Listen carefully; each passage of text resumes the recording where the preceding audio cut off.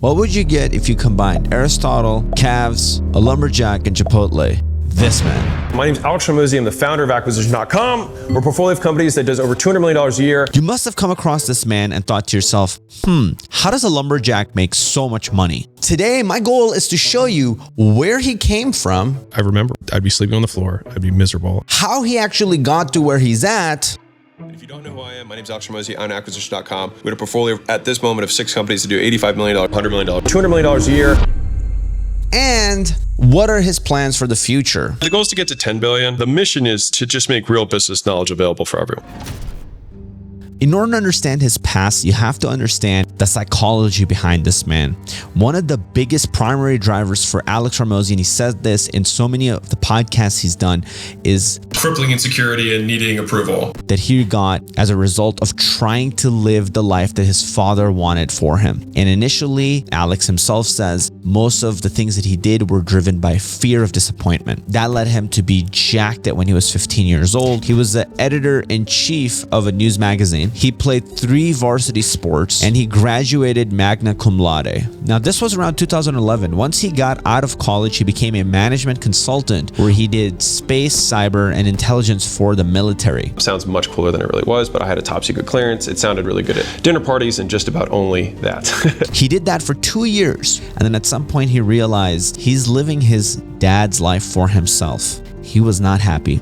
And not only was he not happy, and at that point, I was actually contemplating not living. I had to die to my father or die to myself, and I realized that I would rather die to him. So he quits his job. He reaches out to 40 gym owners to work for them for free in order to learn from them in the industry. This gentleman named Sam Bakhtiar reaches out to him almost instantly.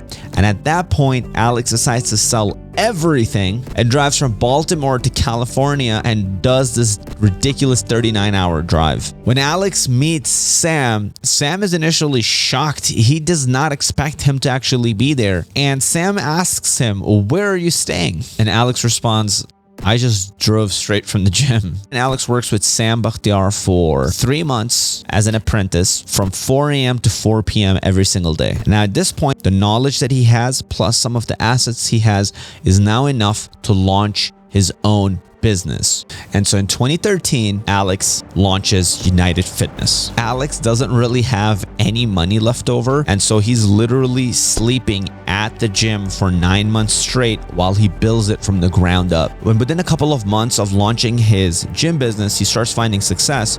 And so about every 6 months, Alex finds that he has just enough money from his gym to launch a new location. And now he has 2 locations. 6 months later, he opens up a 3rd location, so on and so forth, until he has a total of 5 gym locations. All right, now here's where it gets exciting, because Alex figures out his first killer offer. And using this, he ends up scaling his gyms to $20,000 a month and beyond. Instead of selling a regular gym membership for $11 a month, you can come and go, he realizes those offers are weak, and that's why most gyms, including Planet Fitness and other gyms, are struggling. So what he does instead is he goes, what if I offered them something that would be too stupid to say no to? Kind of like his book, $100 Million Offers. Here's what he comes up with. What if I offered you that for $500, I help you lose 20 pounds in 6 weeks? And if you don't lose the 20 pounds in 6 weeks, you keep the $500, I'll refund it to you. And so this makes his offer a no-brainer. And using that, he starts attracting a bunch of customers. Once that 6-week period is over, 70% he found had success, right? So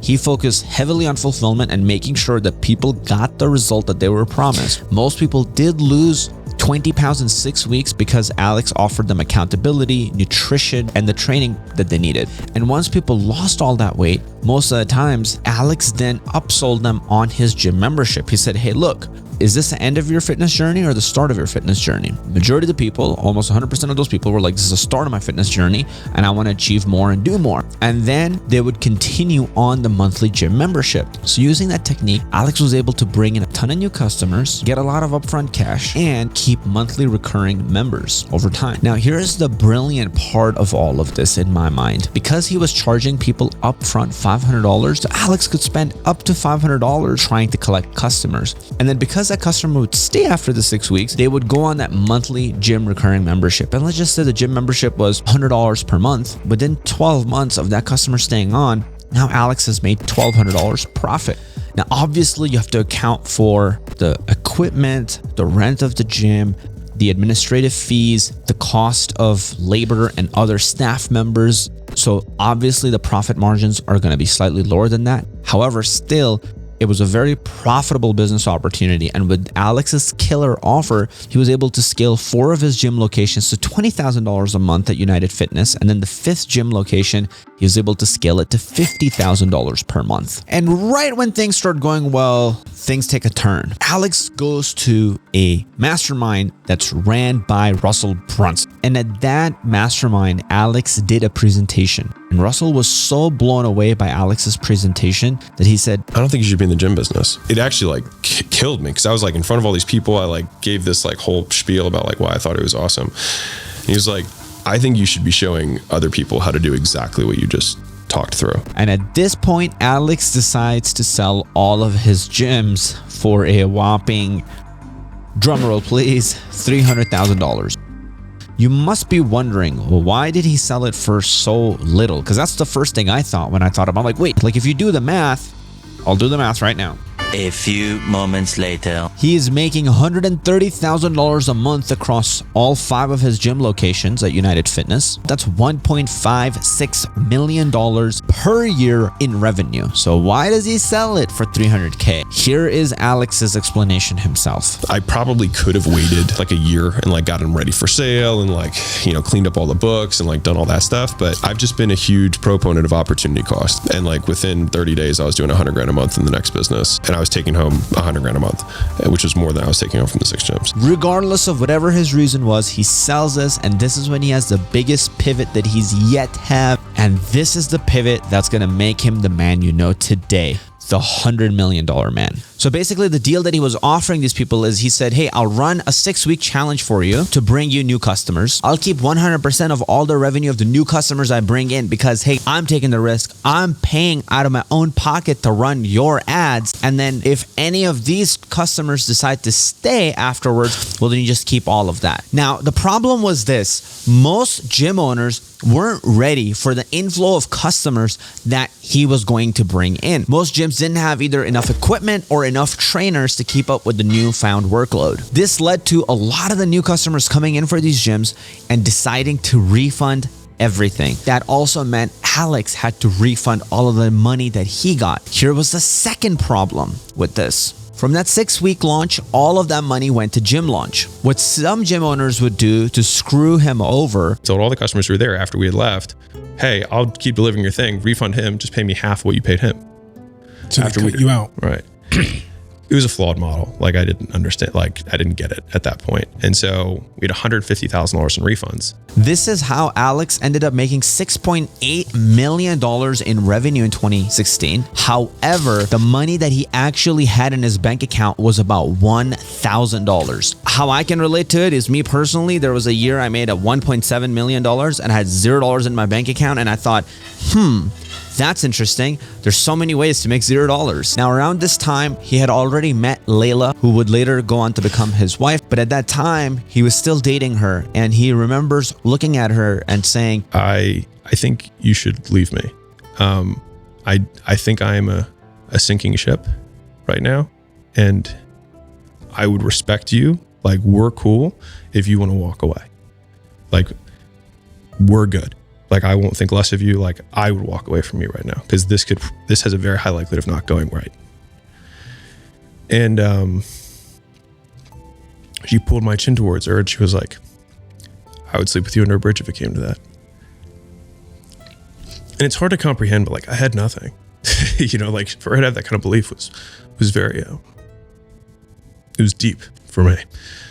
So it was like, fuck it, let's go. So at this point, he had a bunch of these gyms where he was going to fly in and do all this stuff for, but he realized that's not working anymore. So instead, he changes it up on them and he calls them and he goes, hey, I'm not doing that thing anymore where I'm going to fly in and run your gym for you, etc., etc. Here's what I'm going to do instead. I can show you how I got these customers. I'll just charge you for that. And the guy on the other side goes, name your price. And Alex goes, $6K? And the guy goes, done deal. And I remember like looking at the phone and being like, holy shit, $6,000?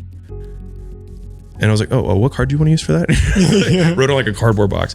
And so Alex then calls up another guy and says, hey, I'll just teach you everything, but I'll charge you $8K. And the guy's like, done. Then Alex calls another person and goes, I'll charge you $10K.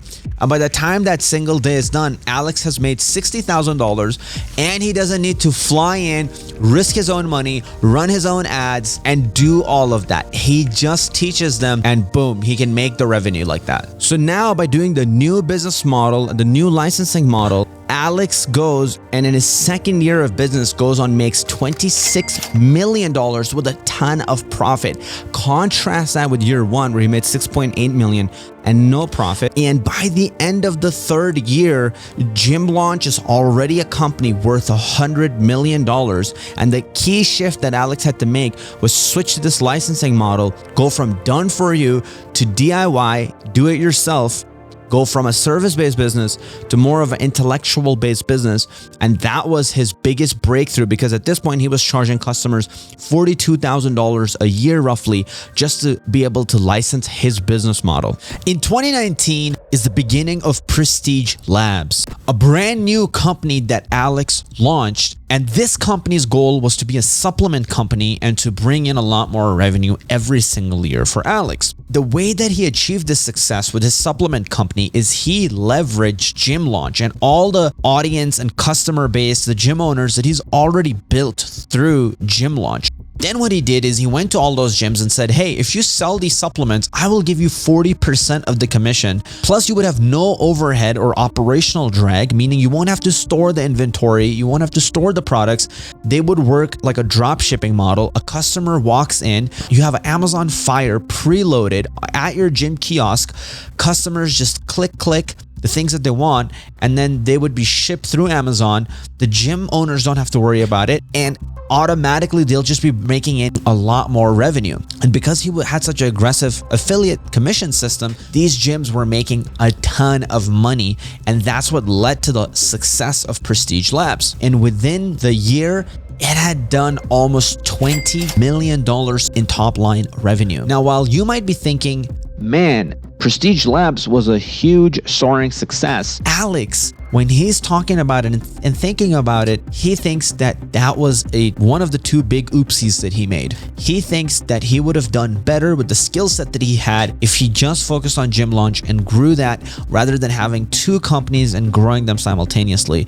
He believes he could have had a much bigger upside than even making $37 million with both of the Prestige Labs and Gym Launch combined in that year. So he emphasizes the importance of focus, that you should be focused on one thing and build one thing over a prolonged period of time. Oopsie number two that he thinks he made during this time is he lowered the price in Gym Launch. The reason why he did that is he thought, I was trying to figure out a way to decrease our churn so we could extend, increase our lifetime value per customer. AKA when these people cancel working with him. He lowered the price by about 25%. However, my churn remained completely unchanged, and I lost $5 million per year in profit. Boop. One decision. $5 million a year I lost. Prestige Labs was overall a very big success, and he moved on to company number 3, Alan, which is a SaaS that he launches. And because he understands lead gen so well, lead generation, meaning bringing in new leads for people, he decided that this software would help people bring in more leads, have more leads show up to the calls, and it would use automated texting and artificial intelligence combined in a way to make sure the show up rate increases, therefore the closing rates and everything else increases and the revenue of a company increases. He scales this company to about $1.4 million per month. Now at this point, the era of him being a CEO and actively running these companies came to an end. Then we fast forward to 2021 and Alex decides to sell everything. So he sells all his companies. In a bunch of these companies, he now only has minority shares. He spends very little time operating these companies. He pretty much decided to do nothing for that year in 2021 besides. We went out to dinner every single night to a 5-star restaurant for 7 straight months. We moved to Vegas temporarily. We traveled hustled a lot. Felt honestly pretty empty. Like you can only eat so many times. Like there's just not a lot to do. And what he found out at the end of that year that he was Candidly, pretty depressed. he found out that he loved working and he misses working and he misses active income. Now, here's something you guys have to understand. This is not just a man who's like, I love working and he's broke and he's saying that. This dude has 15 million sitting cash in bank plus another 60 sitting in index funds. That's the guy that's saying, man, I want to go back to work. Very different from most of us. Now we enter a very interesting phase, 2022, where Alex shifts from everything he was doing into becoming a content creator and launching acquisition.com. This is one of my favorite phases that he's going through, and I think this is the phase he's going to be in the longest. Alex's goal at this point, The goal is to get to 10 billion. The mission is to just make real business knowledge available for everyone. he's already gotten the portfolio companies from 8 million a month to about 13 million a month. So he's doing between 150 to 200 million dollars a year already. And the strategy he's taking is absolutely phenomenal on YouTube. He is realizing the power of creators. He's realizing the true potential of creators. And he even made a video on it, the $1 billion industry or the creator economy. Conor McGregor came out with Proper 12. Boom, it was a $600 million deal. And The Rock had Terramana Tequila, which is now worth like $4 billion. Kylie made the front of Forbes as a billionaire, and she was 20. Mr. Beast, he will be a sense-a-billionaire. And he's realizing that influencers aren't just people who dance and make entertaining and interesting content. They change the world, they shape the world, and they're the next generation of some of the biggest, richest billionaires. And so Alex decides that that's how he's going to grow it. And his strategy is pretty phenomenal. He creates content that's really valuable for everybody trying to learn business. And he basically claims, And I make these videos so that you can use them and make lots and lots of money, and hopefully you become a company between $3 and $100 million, and we can invest in your business and help you scale beyond that. I think that's pretty genius where he's using YouTube to acquire businesses. I mean, this is something that's like a Silicon Valley dude's wet dream, where they're getting the best businesses coming to them. And Alex Hormozi is already building a massive amount of trust with all these business owners. I mean, he's helped my business tremendously. So I am interested in that opportunity, and I'm one of the people that applied. And Alex is taking all his content on YouTube, driving traffic to his website, acquisition.com. He's getting about 90,000 website visits per month, and he's getting between 50 to 200 applications, something along those lines, if I remember correctly, per month of potentially qualified businesses. And Alex is somebody who thinks in very long term. So he's like, man, if I just do this over a decade or longer, I will be somewhere where I'll be making $1 billion or $10 billion a year. And that will be my vehicle of doing this. He will have true ownership in all of these businesses instead of just operating like a CEO. Let's just say one day my business gets to a point where he decides to take me on. I will be the CEO running the company day to day. But then Alex has a share in it. So like everything that we do, of course, he'll have his expertise and advice in it, but then once the company is growing, he's getting a percentage of the revenue forever. And if we decide to sell this company, we'd get part of the revenue of that.